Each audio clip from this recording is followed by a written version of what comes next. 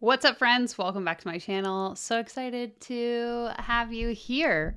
This is fun. If you're watching this as the video is premiering, hopefully I did it right. I am currently on vacation. When you're watching this video, I will be in Dallas, Texas. Yeehaw.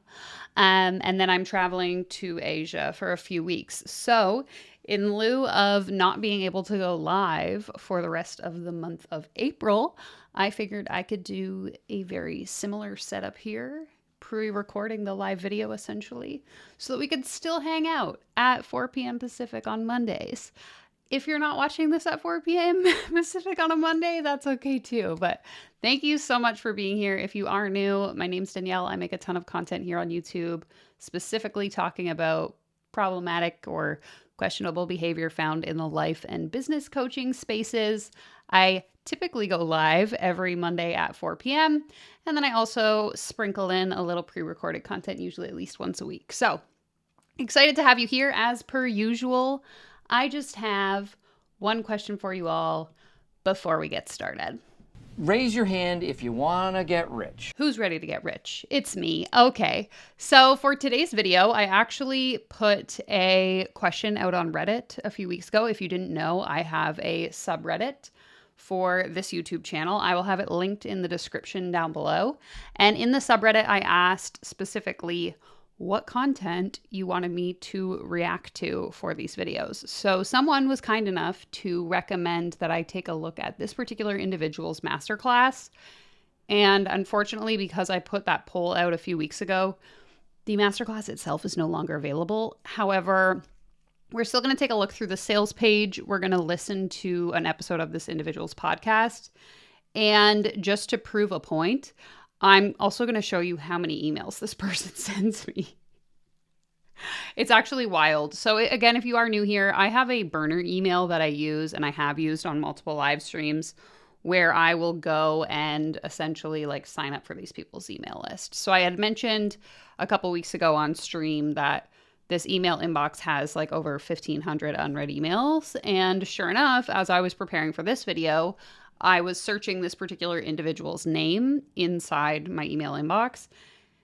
And it's actually wild. I'll just go ahead and show you right now. Let me just swap screens here. So if I go to my email here, you can see, if you look at the dates here on the right-hand side, for example, on February 6th, this person emailed me 3 times in one day. February 6th, 7th, 8th, 9th, 10, 11, 14, 15, 15, 15, 18, 20, 21, 21, 22, 23, 23, 24, 20. It's crazy. I don't get it. I'm like, as someone who does email marketing, I try to email my email list at least once a week. I say at least once a week. I try to email them once a week. It usually ends up like every other week or once a month, if we're being realistic. I don't get it. And I'm not an email marketing expert, so maybe that's the problem, is I really truly don't get it. And this actually works for people. But to me, this is like spammy. I get annoyed. If some company is emailing me every single day, even if it's like Lululemon, I'm going to unsubscribe. Like, I don't have space in my inbox for you to be emailing me 3 times in one day. I'm just saying. Anyway, I digress. That was just a little like funny something that I noticed, and I figured I would show that to you guys. But let's take a look at the sales page here.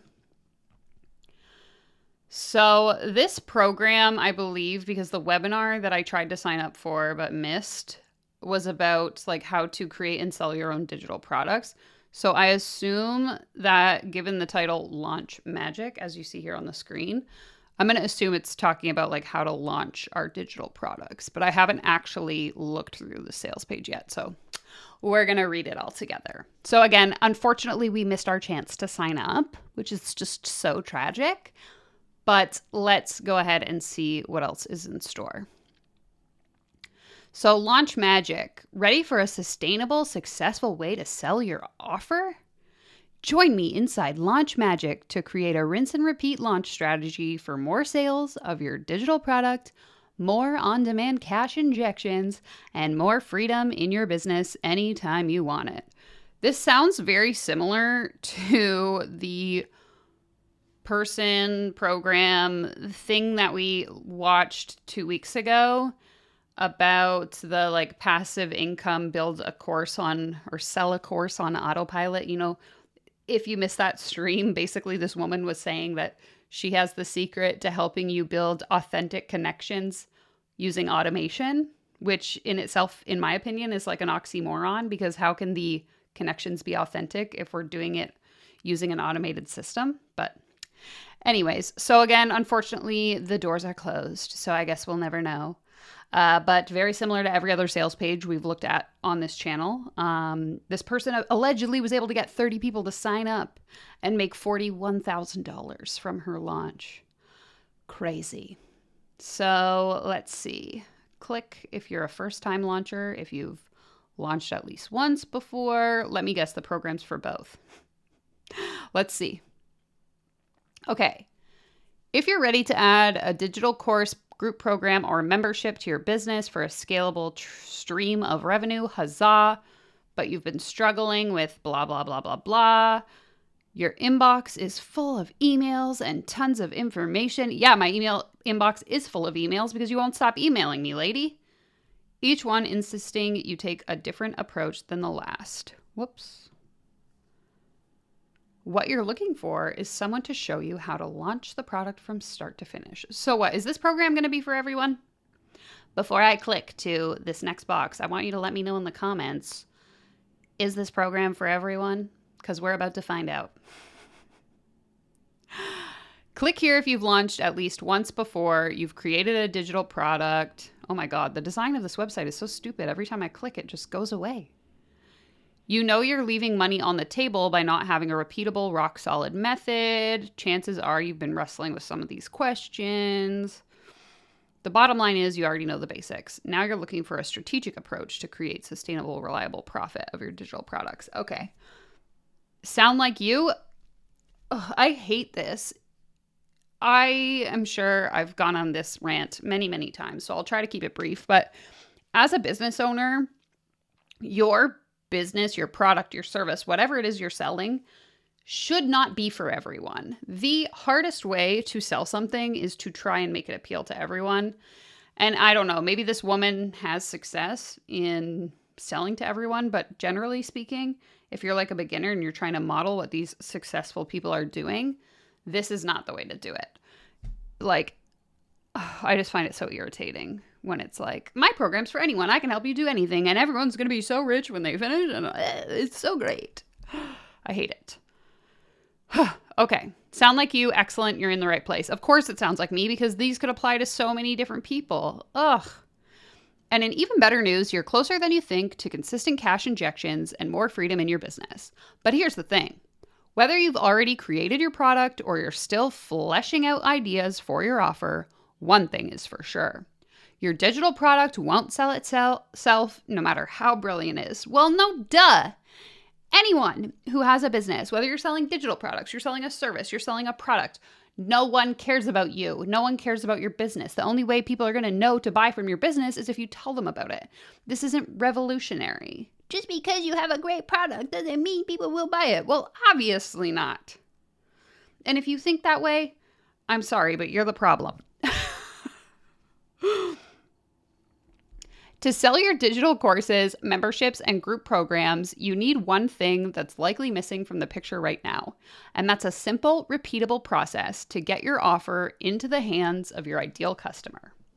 In other words, you need a reliable way to bridge the gap between where your audience is right now and where they need to be to say, yes, I'm in when you announce your offer. The best way to bridge that gap?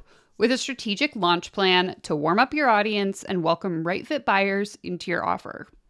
This way, you're equipped with a strategy to sell your offer, enjoy predictable profit in your business, rinse and repeat. Yep, it can be that simple. Okay, she's not wrong, but something tells me this is going to be a lot of money. Let's tackle a few launch myths together. Launching is stressful. There's so much to do. Blah, blah, blah, blah, blah. Okay, so she's going through myths and truths. I'm not going to bore you guys by reading all of this because we've seen like this stuff a million times. Okay, so inside the program, it looks like you will learn to create a rinse and repeat launch strategy for more sales of your digital products, more on-demand cash injections, and more freedom in your business anytime you want it in just 12 weeks. Guys, we are going to get rich in just 12 weeks, and I cannot wait. It sounds like a get-rich-quick scheme. Yes, thank you. You will get rich quick. We all will. So great. I can't wait. Oh my God, I'm so excited. So we're going to learn the strategy to sell. We're going to learn cash flow on demand. And we're going to create more freedom. What is there to lose? Probably thousands of dollars is what's to lose. I'm very curious as to how much this program costs. I might have to go to Google and see. So let's see. Over the 12 weeks, we'll step through the curriculum together. Oh my God, I can't wait. And what do we get? We get 12 weeks of pre-recorded modules. We get 12 live Q&A calls in Zoom. And we get round-the-clock access to our peers in a cozy group space. Facebook group. Awesome. Love that. Okay, so testimonials, blah, blah, blah, blah, blah. And then it goes through all of the modules. So by the time we wrap up, you'll have a simple, sustainable way to get your offer into the hands of more right fit customers. We'll pinpoint our people. Okay. I have a YouTube video that will teach you how to do that too for free. Number 2, perfect your product messaging. There are also a number of YouTube videos, not mine, but other people that will teach you how to do this for free on YouTube. Outline your launch plan. That's also available on the internet. Grow your launch list. I actually, complete aside, really dislike in general the rhetoric I see in the online space around growing an email list. And for those of you that are entrepreneurs and you have email lists, please chime in the comments and let us know how difficult it has been for you to grow your email list. When I had my first business, because I offered such a niche service, I used to be a private yoga studio instructor. Or private yoga instructor. I owned a private yoga studio. Oh, I can't talk. That business, it took me years, like 4 years to even get 500 email subscribers. Mind you, again, I'm not an email marketing expert. But getting people to want to opt in to receive emails from you can be really tricky unless you have a very specific offer that solves a specific problem. So in my current iteration of business, I have been pretty successful in being able to grow my email list much quicker because I offer a free checklist that solves a very specific problem for a large group of people. But that being said, figuring out what that lead magnet or opt-in is going to be is a very painstaking process that takes a lot of iteration and a lot of effort. And I'm not saying that this person is saying that it's going to be easy, but I just think in general, from the rhetoric I've seen online, a lot of these business gurus make it sound like it's really easy to grow a huge email list. But even having a large email list is one thing. Getting an email list of people that actually want to buy whatever you're selling is a whole other story. So I just kind of wanted to add that in because it's something that I see oversimplified a lot in the online space. And the reality is it's not as simple as people want to make it sound. So if she's doing one single module where she's going to teach you how to build this launch list, if no one signs up for your opt-in, this could take months for you to really figure out what opt-in is going to convert into people buying your program. So just something to think about. Number 5, write your launch sales copy the simple way. Let me guess, she has some template and you just copy it. That's why all these sales pages look the exact same. Swipe my simple structure to outline and write your high converting sales page. When I had a business coach, she actually had this it was a PDF template that broke down the 14 sections of a sales page. And then we would just input our own information and our own programs into each thing. But essentially, at the end, everyone that was in the program had the exact same looking sales page. And our sales page all looked like our coach's sales page. And this really comes back to the copy and paste coaching sort of situation we see time and time again. I know I talked about it in a video, and I'll try to link it in the cards here, where a lot of the coaches, like Instagrams, all look the same because, you know, Sally is telling Brittany to, you know, use this format, and then Brittany's client Ashley is just copying what Brittany's doing. And then you end up with all these coaches that look the exact same. And so I think the same is true for sales pages. And I know we've talked about that a lot of times on this channel, like the rags to riches story, the this is for you, this isn't for you. Like it all follows the same formula. And so if you're signing up for a program and you're going to spend a week learning how to write launch sales copy, I'm going to guess that it's just going to be like a fill in the blanks template, and they're all going to end up looking the same. So if that works, great, but questionable at best. Okay, module 6, outline your game-changing webinar content. So we're going to go with like a webinar funnel. We're going to create the webinar. We're going to prep the webinar promo plan. So again, the launch formula that we're learning inside this program is one that we've seen and talked about a lot on this channel. And it's going to be get people on your email list, funnel them into your webinar, make them sit through this hour-long webinar where you talk about yourself for the first 20 minutes. You give them a tiny little 5 minutes of helpful information, and then you spend the rest of the 30 minutes just pitching your program for thousands of dollars. Like, does this model still work? I'm very curious, because this like webinar to multiple thousands of dollar program is something that I've been seeing in the space since around 2016. And I'm sure it existed long before then. So I'm curious how effective this approach still is. And I mean, these people are still doing webinars, so I guess it works. But it's just interesting to me that given how much social media has shifted and consumer behavior of that type of like video content and stuff has shifted, that this hasn't changed into something else. And if it has, let me know in the comments what you're seeing now as like a common way to get people to sign up. I know like private podcasts are a thing. Has anyone seen that? You can let me know. But I've been noticing people specifically on Threads promoting like, you pay me to access private podcast episodes. And I believe those like private podcast episodes funnel into some sort of other offer, but I could be mistaken. Number 9, we're going to learn how to boost sales while our cart is open. Number 10, debrief and optimize for our next launch. Plus, get instant access to these extras. So we get a content launch plan, a master launch process, 2-hour, get it done session. Worried this will be another course you sign up for and don't finish? Join us as we jump on Zoom. So I'm paying for like a co-working session, it looks like. Interesting. On-demand workshop. Once you're in, you're a Launch Magic student for life.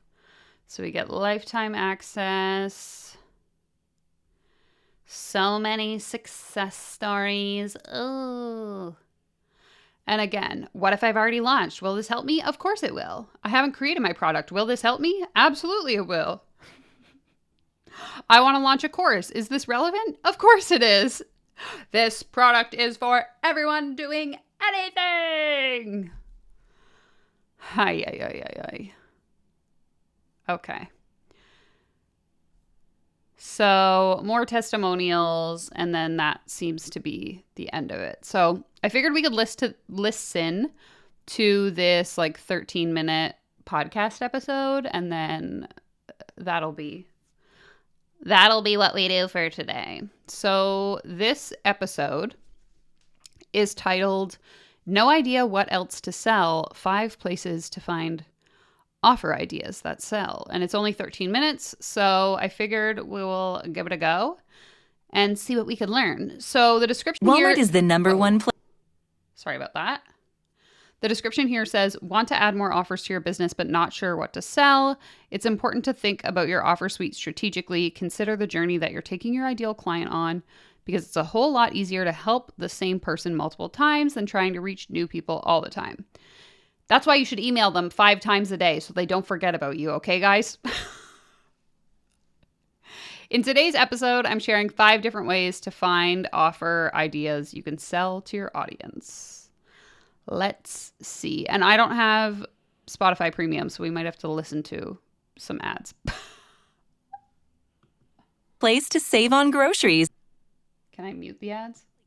Now only $1.44. Do. Okay. We're just going to let that like play out. I guess I can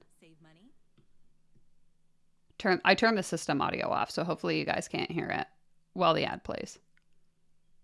Okay, we're back. Let's go. You feel really comfortable showing other people how to overcome this problem. That is a sign that you might be onto a great offer idea. Welcome to Imperfect Action. I'm Steph Taylor. For years, I read all the books, downloaded all the freebies, and did all the courses. But even when you're not sure you're doing it right. On this show, you can expect mine to help you grow your business in a more intentional way. Sign up. Oh my God. This intro is literally 10% of the length of the episode. Painful. At stephtaylor.com or not to skinny jean. Marketing strategies can come and go and come back again. Who can keep up? Luckily, there's HubSpot's 2024 State of Marketing Report. It's the all-in-one guide for what's happening. Now we're doing an ad. So this is a 15-minute podcast episode. We're about 2 minutes in, and so far all we've gotten through is the intro and now an ad. Skip. Of the report. Today, I'm helping you to come up with some new ideas for offers you can sell in your business through sharing a couple of the places where you can start to look for these ideas. This is something that comes up quite a lot with my students, regardless of which program they are in. Whether they're in Freedom Fast Track, Launch Magic, or one of my other smaller offers, a question or a hesitation that comes up is, I want to add new offers to my business, but I don't know what else I could sell. So I'm going to share a few places that you can look for ideas today. Now, first of all, it is a great idea to think about your offer suite strategically. So all of the different offers that you are selling in your business form your offer suite. And I am a big fan of looking at it holistically. Like, what is that overall journey that you are taking your ideal client on? Now, the reason why I believe in this is because it's much easier to help the same person, that same ideal client, multiple times in multiple offers than it is to try and reach new people all the time. I don't mean that each of your offers doesn't entirely solve the problem that that offer sets out to solve. It's not about not completely solving the problem and leaving them wanting more. But it's about thinking about what kind of problems does your ideal client have at different stages in time, because you don't want to try and solve 20 different problems in one offer because that's going to overwhelm somebody, right? So breaking those problems down into individual offers can then take somebody on a journey where they are solving one problem at a time. Okay, so what I'm assuming she's referring to here is like a value ladder or a true funnel in business. A lot of the times what people will do is they will, and I'm sure if you're anyone who has signed up for any kind of online digital offer, you've seen this, but basically you sign up for, let's say, like a $7 PDF, how to do blah, blah, blah, blah, blah. You pay the $7 either right before you check out or right after you check out. You then get what's called an order bump, and that bumps you to, this next offer that's going to solve a slightly different or slightly larger problem for you. And maybe it's priced at $50. Then you sign up for that $50 offer, and then it bumps you up to the next thing, which is like a $200 online course or something, and so on and so on and so on. Or you get filtered into an email list, and then that email list nurtures you into whatever the higher paid offer is. So I'm assuming that's what she's kind of going or like addressing here or talking about. But I don't know. It seems, I don't really like the idea, I guess, of like trying to continually fish from the same pond.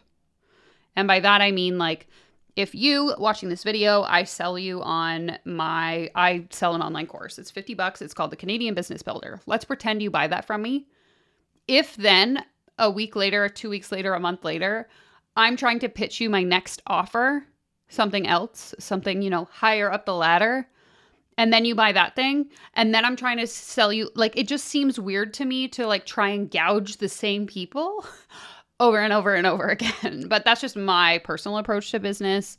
I don't like that approach, but obviously for some people it works because, you build those authentic relationships and then those people are more likely to trust you and want to buy from you. And I can see how that could work in certain aspects because maybe you have like trust with that person. So then you want to be able to work with them one-on-one or something like that. But to like encourage people to just go after the same people over and over again, I don't know. I'll give her the benefit of the doubt, and I'll hear out what she has to say. Now, the thing with coming up with ideas for your offers is they don't need to be this shiny, unique unicorn idea that nobody else has ever done before. And if you stop focusing on finding this unique idea that nobody has ever created before, and instead you shift your focus to finding a problem that your ideal client has that you can solve and that they are willing to pay money to solve, then it becomes a lot easier to come up with ideas for particular offers. Now, in my short course, I have a short course called Offer Less, Sell More, where you'll redesign your offer suite to maximize your sales, create consistent income in your business, and you can do all of that in 3 hours, right? You'll redesign your offer suite in 3 hours. Head on over to stephtaylor.co/OLSM. I'll pop the link to that in the show notes, or if you are on Instagram, you're connected with me there at stephtaylor.co. Send me a DM. You can send me OLSM and I will send you the link and all of the information for that one over there. It's a really short, easy course to help you to think about that journey or to design that journey that you're taking that ideal client on so that you can maximize your sales and make your income a little bit more consistent. But now, today's episode. Okay, I'm making this face because there is absolutely no way you can redesign your offer suite in 3 hours. What in the misinformation is happening here? That is like, no. Okay. For those of you that aren't like, you aren't in business, maybe you don't own a business, maybe you're not like familiar with the lingo of business. Your offer suite, like she mentioned earlier, is like the list, the selection of things that you offer. So for me, that's like a mix of digital products and services. There is, or at least I cannot conceive, a way that I could completely redo my entire offer suite in 3 hours. Even a couple weeks ago, I decided to like rebuild my website, like redesign it. And I wasn't even changing the things that I offer. I was just reorganizing how I present that stuff. And that alone took me like a full day. Like it was like a 9-hour job to just take my existing offer suite and reorganize the way I presented it. So to tell someone they could recreate their entire offer suite in 3 hours, I will believe it when I see it because I do not believe it. Episode. Where do you come up with those ideas for new offers? Here are 5 places to start. Number 1, your inboxes, your email inbox, your DMs, anywhere where people are messaging you.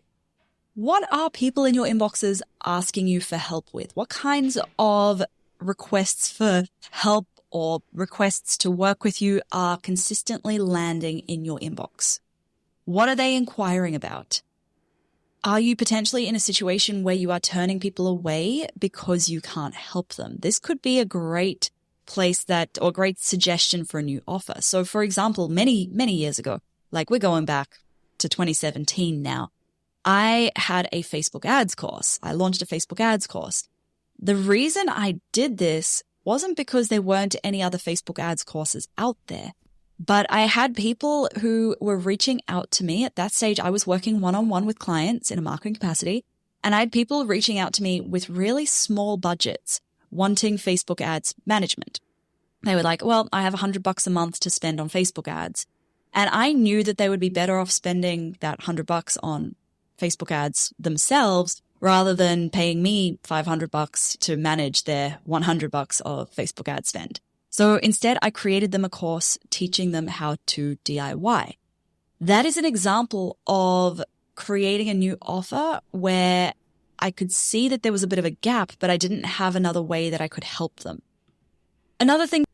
Okay, this is not inherently bad advice. I agree that oftentimes our best offers come from the questions our audience is asking us. However, given the fact that this particular individual is claiming that it's for like beginners who have never created a digital product, as well as people who have, like, that advice doesn't really apply. And this particular episode, as we can see, is titled No Idea What to Sell. If I don't even really have an audience that's that engaged, or maybe I haven't quite built the authority that people come to me asking questions, it's not really helpful to be like, oh, well, just give your audience what they're asking you for. Like, what if my audience isn't asking me for anything yet? How am I going to know how to solve their problems if they don't even tell me what their problems are? To look at in your inboxes is what kinds of questions are people asking you? And what kind of language are they using? What kind of words are they using? How are they describing the problem? These are all things that might indicate that there is potentially something you can create to solve this problem for them. If you're enjoying Imperfect Action, I have another podcast recommendation for you. It's called Physical Product to Your Business, or As the Boss of Your Product Business. Listen to the product, your niche, whatever you want to call it. Join some Facebook groups related to this and just listen. I'm not talking about... Just go into Facebook groups and poach everyone. Just absolutely go in and take everything from everyone. This, again, comes back to my point earlier about, like, is the webinar structure still working? The whole, like, go into Facebook groups and find people who have problems you can solve seems so 2016 to me. Like, when I started my podcast, actually, in 2017, that was the kind of advice that was going around at that time. Like, you want to get people to listen to your podcast, go into Facebook groups and then, like, ask people what problems they have and then pitch your podcast as the answer. And so now it's 2014. It's been 7 years since that advice, and we're still giving that same advice. Like, is it still working? Maybe it is, and I just don't know because I don't use Facebook groups really.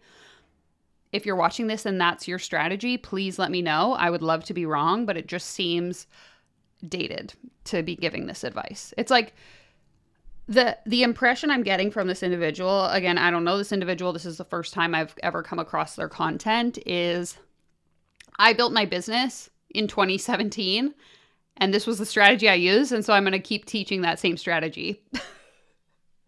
Because it worked for me, it's going to work for you too. Joining the group so that you can tell people about your business and sell to them. I'm talking about joining a group just for research purposes. So Facebook groups are a really obvious one, but there's also Reddit. I have found some really awesome Reddit communities that are very, very niche. So if you are in quite a specific niche, Reddit can be a great place to look. Discord is another place. Like, maybe there's a Discord server that is relevant to your particular niche. This might be a little bit harder to find. It's not like publicly listed like Reddit and Facebook groups are, but it could be worth looking into. Are there any paid memberships or courses that you could pay to be a part of and listen to what questions people are asking in those communities? And this doesn't have to be a competitor's membership or a competitor's course. It can be something where maybe somebody else has a similar audience to you, or similar ideal client to you. They're not competition. They're just similar. So we're not competitors. We're just similar. But that ideal client is their membership or their course is solving a different problem to what you would solve. Maybe there's a paid community that you could listen in on. So find out where your audience is hanging out. What communities are they hanging out in online, and what questions are they asking there? What are they struggling with? What frustrations do they seem to have? A great indicator of a product idea is when it's something where the problem is other people are struggling with this problem, but you find solving that problem really easy and you feel really comfortable showing other people how to overcome this problem. That is a sign that you might be onto a great offer idea. I think part of that, though, sometimes can be like the delusion. Specifically, I'm thinking in like the life coaching space, the delusion of thinking that you are able to solve this problem for people when really maybe you're not qualified to do so, or you don't actually have the skills and experience to do so. Like when we think of coaches who just like randomly decide to become a business coach, a lot of the time it's because they've convinced themselves that they're able to solve the problem of building a business for people when maybe the reality doesn't actually reflect that, in my opinion. Number 3, your existing clients. Once somebody has worked with you and they've had a great experience with you, they're much more likely to come back and buy from you again. So make it easy for them. Give them a way that they can come and work with you again. A great question to ask is, what else can I help you with? Or what else are you struggling with now? And it might be worth jumping on a one-on-one Zoom call with them if you can. And you could structure it where it's 10 or 15 minutes of you asking them questions about their struggles, and then 15 minutes where they can pick your brain as a thank you for your time. This is something I do. I mean, this isn't bad advice if you want to do product market research, whether you're selling a product or a service, asking, maybe not necessarily clients because you might not have any clients yet, but putting the opportunity out there for people to give you feedback and for you to ask questions can be a good way to kind of figure out what people actually need help with. And it's great for uncovering the problem that they are struggling with in detail. It's going to give you a lot more than just an email response or if you just sent out a survey. So once you know what that problem is, create a solution to that. That's an offer. Number 4, Google is a great tool. Google and keyword research tools. Using something like Keywords Everywhere or Ubersuggest, you can actually see what people are searching for in Google. And if people are searching for a how-to, they're searching for how to do something, there's a big sign there that that's a problem you can solve for them. Now, there are so many tools that you can use for keyword research. Don't get too hung up on using the right tools. Just try to stick with some of the free ones if you can. And another thing that you can look at is the people also ask section of a Google search. So when you do a Google search, like for example, if I did a Google search on, launching an online course, then there might be in the people also ask section, there might be how to launch an online course. This is showing me then the kinds of questions people are asking about the topic that I have searched for, which is an indicator of, somebody's interested in learning about this. And there's enough people searching this that Google's prioritized it in the people also ask section. Okay, but just because someone is searching for something doesn't necessarily mean they're willing to pay for the answer to that question. Like I could look up how to make bracelets, let's say. But just because that's a popular search and lots of people want to learn how to make bracelets doesn't mean that those same people are willing to pay someone to teach them how to make bracelets. So I understand the sentiment here of like, find what people are looking for. But again, just because someone looks for something doesn't necessarily translate into the fact that people would pay for the solution to that question. So maybe this is worth looking into. And then number 5, have conversations with your existing audience. This is my favorite, probably my most reliable method at just finding out what does my audience need right now. And this changes all the time. And I survey my email list twice a year. What they needed at the start of 2020 compared with what they need now at the start of 2024, it's very different. So I will always look, I constantly go back through the most recent survey and I'm reading like what's going on in their lives. What questions do they have? What words, what language are they using? Now you can survey them in bulk like I do, or you can have one-on-one conversations on Zoom. I personally do both because you get a level of detail out of those one-on-one conversations that you don't quite get out of a survey. You can always ask follow-up questions on Zoom, whereas you can't in a survey. And somebody might tell you like, I'm struggling to get Instagram followers. That's very surface level. On Zoom, then we'd be able to ask them, well, why is that a problem for you? And they can say, well, because then I'm struggling to grow my business, so I can't make enough sales. And I'm really now worried that I'm going to have to go back to a job because my business isn't growing fast enough. Now we have something we can really work with. Now we have something we can really work with because we know they hate their 9-to-5 job. So we're going to convince them through our program they will be able to never have to go back to their 9-to-5 job. Even if it's not true, they can just accumulate a bunch of debt. And not my problem because I don't have to go back to a 9-to-5 job because I convinced you to pay me $10,000. So joke's on you. Here we realize, the problem is that their business isn't growing. So rather than creating a course showing them how to get Instagram followers, maybe I could create a course showing them how to grow their business faster. So the key, I guess, is always asking them, hey.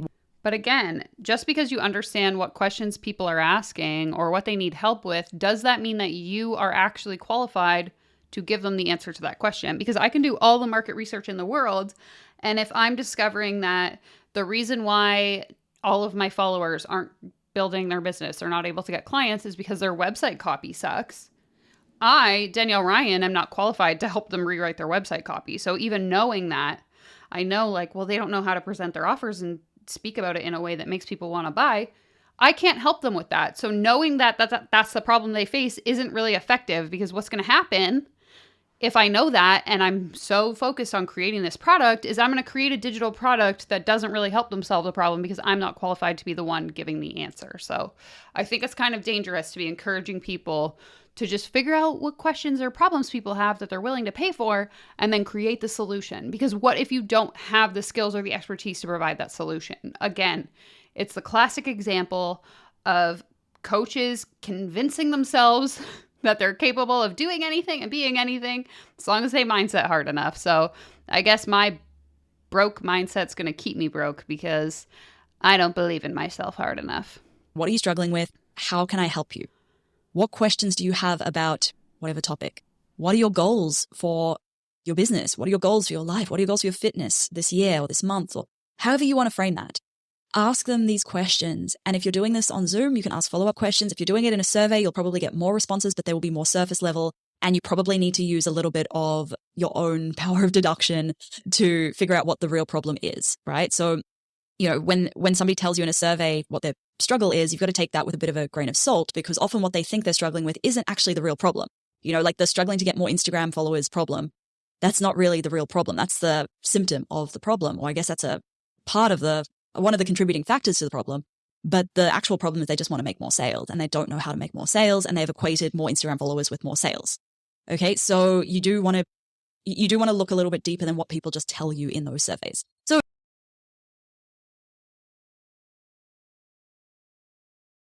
sorry, I muted myself.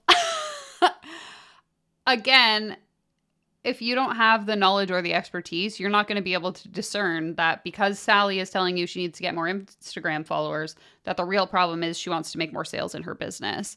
It's really, this whole thing is negating the level of expertise that's required in order to be able to decipher what people are telling you from what the actual situation is, in my opinion. So there you have it. 5 places that you can get ideas for new offers: your inboxes, online communities, your existing clients, keyword research tools, and conversations with your existing audience. Now, if you're not already subscribed to the show, hit the little plus or the follow button, and it just means you'll get each new episode straight to your podcast.